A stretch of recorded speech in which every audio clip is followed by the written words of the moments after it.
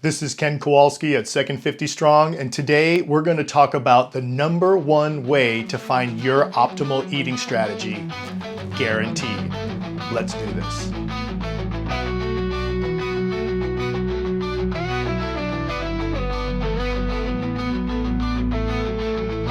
All right, guys, this eating strategy always works, but not a lot of people do it because they're all listening to what other people are telling them what to do. And I do the same thing online. I go to YouTube, this stuff right here, and listen to different people tell me or say what is the best eating strategy to do. And then we find, typically based on what our beliefs are and what our philosophy is, what we think is the best way to eat based on all of these people that are completely disagreeing with each other, right? It's like I always say, it's kind of embarrassing on how in the world of eating, we apparently are the only animal on planet Earth that has no idea what to eat, right? That just has no clue what's the proper thing to eat. Every other animal, from the freaking armadillo to the raccoon, has figured out what to eat, but not us, right? We're all disagreeing with each other. So we'll listen to all of these people disagreeing with each other, and then we pick the ones that are most attracted to how we think and our personal belief system. But it's all mental. There's no experience going on in there. What we need to do is experience for ourselves what the best eating strategy is. So here it is. I'm going to just tell you right now. The best eating strategy is take 1 year of your life. Is 1 year a long time? I don't know. Is it? 1 year of your first baby being born is going to go by like that. Your freshman year in high school, you think about it, went by like that. Your year is going to pass anyway, right? It will happen. That time will happen. Are you going to use it to your advantage, to have something benefit you? Or are you just going to keep staying in your rut, doing the regular status quo while that year passes by anyway? So don't trick yourself into thinking a year is just super long time, because really it's going to happen no matter what. You might as well use it to your advantage and not your disadvantage. The main reason, guys, why people do not take this time to find their optimal eating strategy is because you guys have no idea how bad you feel. You really don't. You have no idea how bad you feel right now, because feeling great, feeling even just good, how about feeling excited about life? How about feeling energetic?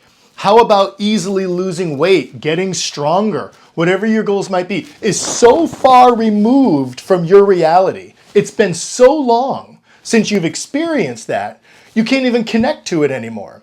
So now your bad that you're feeling right now, and if you're eating the standard American diet or anything close to it, you feel bad because you have no idea how it was like to feel good. You've lost that connection. So you're not being able to compare anymore. Now all you're thinking is, it sucks to get old. I'm getting old now. This is horrible. Everyone gets aches and pains. Everyone gets low energy. We all kind of lose our mental edge as we get older. And that's not the truth at all. So we need to recapture what it feels like to feel great again. So we know that it's possible, and you need to believe. This is why you need to do this year. You need to believe you can feel great again. You can feel amazing and energetic and psyched and excited about life again by doing this year-long eating strategy experiment. And you're gonna take four different eating strategies. And I want them to actually be quite different. Don't do things that are so similar you're not actually changing anything. And for 3 months each, try that eating strategy. You can go all the way from veganism to carnivore and pick 2 in between. I actually very much recommend that you do that, right? So you can get your own experience to see what these different eating strategies do for you and not just believe what somebody's going to tell you. The first thing you're going to have to do, though, before we even start doing this, picking 4 eating strategies, 3 months apiece for a year, is being able to tell the difference between feeling happy when we eat something versus feeling good after we eat something. And they are completely different. Feeling happy while we eat something is nothing more than an emotional reaction. It's a response through our brains, getting our dopamine pleasure bell receptors dinging all the time from eating this stuff. Cake, ice cream, sugary foods, all the stuff that we know we're not supposed to eat, and you know you're not supposed to eat it, make us feel so happy when we do. We love it. Why do we love that happiness? Because it doesn't last very long, and in between, we don't feel so good. We really don't feel great, so we want that happiness again to add some excitement and some joy to our lives. That is such the wrong way to eat, because this feeling happy, then actually functioning at a low level, not feeling so good, feeling happy, not feeling so good. That roller coaster is something we need to avoid because the end result is horrible. It's metabolic disease. And we don't want that in our lives in our second 50 years, screwing up our potential to really have our second 50 years be a wonderful life adventure. So we want to move away from emotional responses to eating and go to how we feel after we eat. So when we eat foods that are actually good for us and optimal for us, how do we feel while we're eating it? Satisfied, full, content, right? It's not this big woohoo, but we feel like we've eaten enough. We feel good. We're done. And then after that, for the next 2, 3, 4, 5 hours, depending if you eat 2 or 3 times a day, or some people eat once a day, you tune in to how you feel physically on the inside, what that food is doing for you, what that eating strategy is doing for you. Now, in order to do this, we really have to cultivate a lot more self-awareness, okay? Our body communicates to us. I tell my patients this all the time. Our body communicates to us in 3 ways, okay? First, it whispers. When everything is fine, or when something a little bit is going wrong, it starts to whisper to us. And when it whispers to us, maybe we have a little headache, maybe our stomach feels just a little weird, we have a little twinge somewhere. And what do we do when our body whispers to us, especially as men? We ignore it, right? Whatever. Maybe I need some ibuprofen, maybe I need some Tylenol, move along my day. A little Pepto-Bismol, I'm good.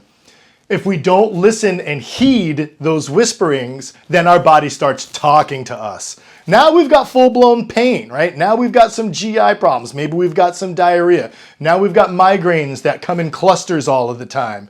And typically, when our body starts talking to us as men, we ignore it, right? That's what we do. Get more medications, try different things, but don't actually figure out what's going on inside of us. When we ignore our body talking to us, finally it starts yelling. When it yells, you're in the ambulance, God forbid, or you're at your doctor's office because now something is majorly wrong that you could have avoided if you listened to the whisperings in the first place. So we have to learn to listen to our body whispering to us, which it does all day long, right? So we have to start listening to it every hour of every day, every week, of every 3 months that you will be doing this eating strategy program for, to figure out what actually works for you. And what you need to do is write things down, okay? All right, I'll just tell you, I'm on the carnivore diet. I don't care if you do it or not. I'm not here to sell you the carnivore diet. I'm not. But when I started doing it, I watched this wonderful couple on YouTube who did the carnivore diet. And I don't know their names because I don't prepare for these like I probably should. And the woman was like, oh, I should have written down all of my aches and pains, because as they went away, instead of realizing they went away, I just forgot about them. And then here and there, they start coming into my mind of, oh my God, I used to have knee pain. Oh my gosh, that's right. My left eye used to hurt sometimes, or whatever. And she said, I just didn't realize all these benefits as I was going through this because I forgot them all. I didn't write it down. And I thought, oh my God, what a great idea. I need to write all this stuff down. And I did not write anything down because I just didn't. And I wish I did. I really wish I did. So don't make her mistake. Don't make my mistake. When you're trying vegetarianism, when you're trying paleo, when you're trying whatever, write down how you feel, good or bad, in the beginning. And then at each month interval, so you can actually look back and see. Our memories suck, guys. They suck. We can't use our memory to decide if what was the best one, because then our belief systems are going to get involved, and the one that was the furthest away is going to be the hardest to remember. You got to write it down. Now, I don't journal. I journaled a little bit, but I just can't get myself to do it on a regular basis. So I'm not going to say, oh, have a journal. No, just write some stuff down, man. Get a piece of paper, write things down, put it away somewhere. You don't have to be some kind of journalist to do this. Just make sure it's on paper so you're not using your memory, which will be inaccurate, to figure all of this stuff out while you're listening to your body whispering to you, so you know which strategy is eventually going to be the best one out of the 4. Next, what you have to do is have an open mind, okay?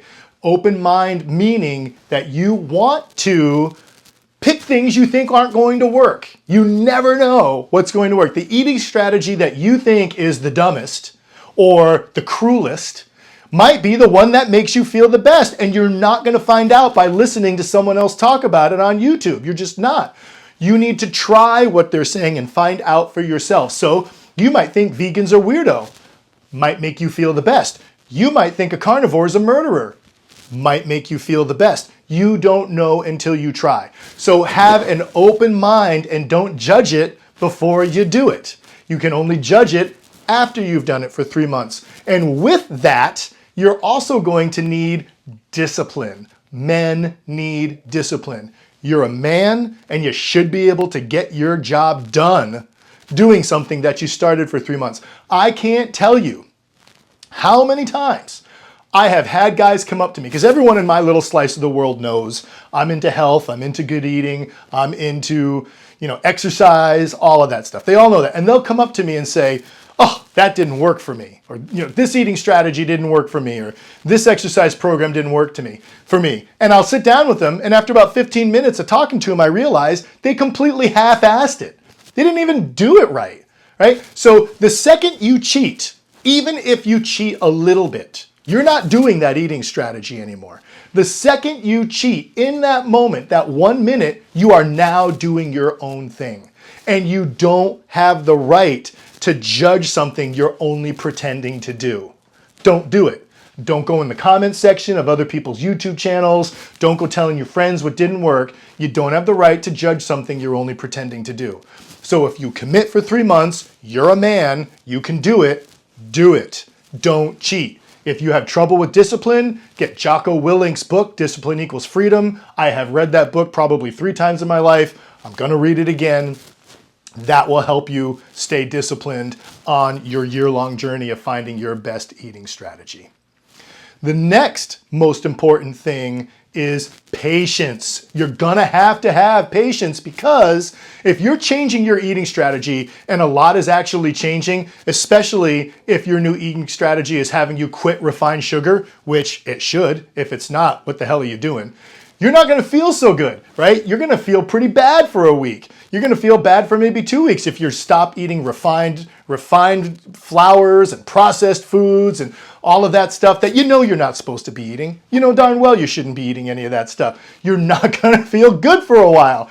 And even if you eat good food, your body might need to adjust. The bacteria in your gut might need to adjust. You might get nauseous. You might get some diarrhea. If you're detoxing some stuff out of your system, which we do, you might get some skin rashes. You gotta work through that before you can decide if this eating strategy is working for you. You gotta let your body normalize.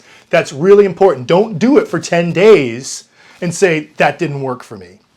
When I went on carnivore and I went from keto, strict keto. So really, that's not a big jump. It was not a big jump for me.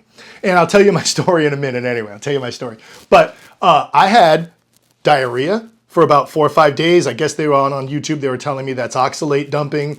I was nauseous on and off really bad for about a week. They were telling me certain bacteria in my gut were dying off and becoming toxic when they did. Whatever, I don't know. But after that first 2 weeks, I feel amazing. Like, I feel incredible. I'm not saying you're gonna. This is not some kind of covert carnivore thing. I'm not. Maybe you'll do so poorly on this, it might be the worst one of the 4. That's great. I don't care. I don't care what it is. What, my cat's just chewing on something over there. Bear with me. I don't care what it is, but you have to allow that process to happen. It even happened to me going from strict keto to carnivore, and I was actually kind of surprised. So have that patience to let your body normalize through for the first 2, maybe 3 weeks, maybe 1, so you can then start to see what your body is whispering to you. So, funny story, talk about having an open mind. Okay, I have been dealing with health and exercise and all that stuff for my whole professional career. When I graduated from college, I decided I needed to grow up, right? I partied hard in college. Don't regret a second of it. A lot of good memories. But after that, when I was done, like, I guess I'm an adult now. I guess I need to be healthy. So my wife and I, who was my girlfriend at the time, did a lot of different eating strategies to figure out which one was the best for us over a long time. We kind of did it by accident. We didn't have this 1-year plan. So we did them for sometimes years or 6 to 8 months and longer. And we did vegetarianism. I did that. Veganism. I did that. Paleo. I did that. Mediterranean diet. I did that. Of course, the standard American diet for my first 22 years of my life. Did that. Keto. Strict. Good keto. Did that. And now carnivore. So I have a decent amount of idea and comparison to know what has made me feel the best. So I was on keto. I was in my mid-40s when I started keto. Loved it. All the way up till 50, 51. I'm 52 now. I've only been on the carnivore diet for like 7 months. That's another reason why I'm not like saying it's the greatest thing, because I haven't done it long enough, right? It's been on 7 months. 3 months is good, but the longer the better. So anyway, I'm in my kitchen and my daughter is sitting at our kitchen table with her boyfriend. And she says, "Dad, what do you know about the carnivore diet?" And I said, "Nothing really." And she looks at her boyfriend and goes, "Oh, wow, that's really weird." And that kind of pissed me off, right? They kind of gave me a look and I felt a little shamed from that I didn't know about the carnivore diet when I knew about a lot. This is my hobby. I look at this stuff all the time. So what I really knew about the carnivore diet beforehand was about 2 years ago. Now, do you remember when furries came out? Like when people's lives were so boring, they had to pretend they were animals, I guess, right? Just like really the dumbest thing on planet Earth. Like I would love, you know how they do Where Are They Now? Like Motley Crue, Where Are They Now? I wish they did furries, Where Are They Now? Like interview some guy, "Yeah, I thought I was a turtle, but I guess I'm not after all," right? Like, what the hell were these people thinking? So every once in a while through Amazon, because I read and listen to a lot of books on health, you know, a carnivore book would just pass by. And what I thought was, okay, these guys are probably furries. They think they're animals. You know, they're walking around on all fours thinking they're either cheetahs and wolves, eating raw meat and pooping on the floor. Okay, they're a bunch of weirdos. Good for them. Leave me alone and do what you got to do. I don't care. That's what I thought about carnivore for years. I knew nothing else except I thought these guys were eating raw meat on all fours, pooping on the floor. That's all I knew. But I started to learn about it. So when my daughter shamed me and pissed me off about not knowing about any of that, I read a book. Then I read another book on it. Then I read a third book on it. After my third book, I'm like, you know what? All right, I can see the science behind this a little bit. I'll give it a try, right? Not going to believe what somebody tells me. And I don't want you to believe what I tell you. You got to experience everything for yourself, right? So I'm like, I'll try it for 30 days. Nothing's going to kill you in 30 days. Nothing's going to kill you in 60 days. If you landed on a deserted island from a shipwreck and all they had were pigs on that island and you ate pigs for 90 days, you would not die. You wouldn't, all right? You'd be fine. If all you ate were roots for 90 days, you would not die, right? If they weren't poisonous. So nothing's going to kill you in 90 days. So I'm like, I'll give this a try for 30 days. And then I listened to another book. And I said, you know, I'm going to try it for another 30 days. And I listened to another book. I digested 6 books. 6 books on the carnivore diet, all from various doctors and nutritionists. And I said, okay, I'm going to do it for a total of 90 days. Why not? And then at the end of that 90 days, I had to, for me, for myself only, say, holy shit, I feel amazing. Like, I feel incredible. I can't logically stop something that makes me feel this good. My blood pressure's better. My heart rate's better. My heart palpitations are almost gone. I used to take ibuprofen 3 to 4 times a week. I've taken it now 3 to 4 times in the last 7 months, total, combined. Like, so a lot of changes. I'm not going to talk about all of them because it doesn't matter.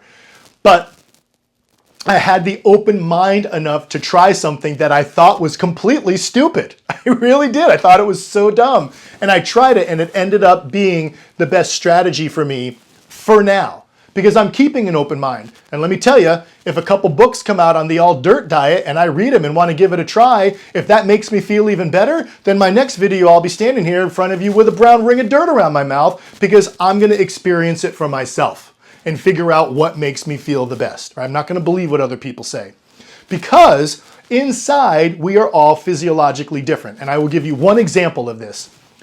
Oxycodone. It is a pain medication. We all know about it. People are getting addicted to it all over the place. But I deal with it a lot in what I do for a living as a physical therapist, seeing people after surgeries and all these other problems, car accidents, you name it. And a lot of them are on oxycodone initially because they're in tremendous amounts of pain. I have met and worked with people who were on 10 milligrams of oxycodone and felt nothing. It did not decrease their pain. It did not affect them mentally. It was literally like they were eating M&Ms, and they weren't on it previously. They didn't down-regulate their cells. They didn't get used to it. This was a new medication for them, and they felt nothing off of 10 milligrams of oxycodone. I have also worked with people who are on 5 milligrams of oxycodone who were hallucinating on it. I remember asking one guy to walk with me, and he looked at me and said, yeah, if you can get these fish out of my face, I'll be happy to walk with you. I mean, the dude was hallucinating right on the spot, and he was on 5 milligrams of oxycodone. So what's the difference? We're all internally, physiologically similar, but not identical. We're all different in those ways, and things can affect us differently. That's why I'm not going to tell you to do what I'm doing, because you're not me, right? So to sum all of this up now, what we need is to understand that as second 50 men, and if you're looking at this and you're listening to this and you're a woman or you're under 50, this applies to you too, but I'm talking to men in their second 50 years, 50 and above. You have the capacity to feel amazing. You have the capacity to feel excited every day about what you are doing, to have energy, to feel strong. That is still your birthright. You are only not feeling that way because you have not found your optimal eating strategy, and there's a chance you're not doing X either. You're not doing exercise. I just call that do X. You're not doing exercise either enough, which is amazing. That's actually the first thing we all should be doing. But don't give up on that. I believe with all of my heart that is your birthright. Well later into your 50 years to feel great. You just have to take this year, pick 4 completely different eating strategies, don't cheat, have the discipline, have the patience, have the self-awareness, have the open mind to be able to go through this year and find it for yourself. And whatever it is, it is. Doesn't matter what it is, as long as it makes you feel great as a man in your second 50 years. That is what's important. So that's what I wanted to talk about today, guys. This is the guaranteed #1 way to find your optimal eating strategy is by going through this year. This is Ken Kowalski, Second 50 Strong. Stay strong as hell, redefine your prime, and I will see you next time.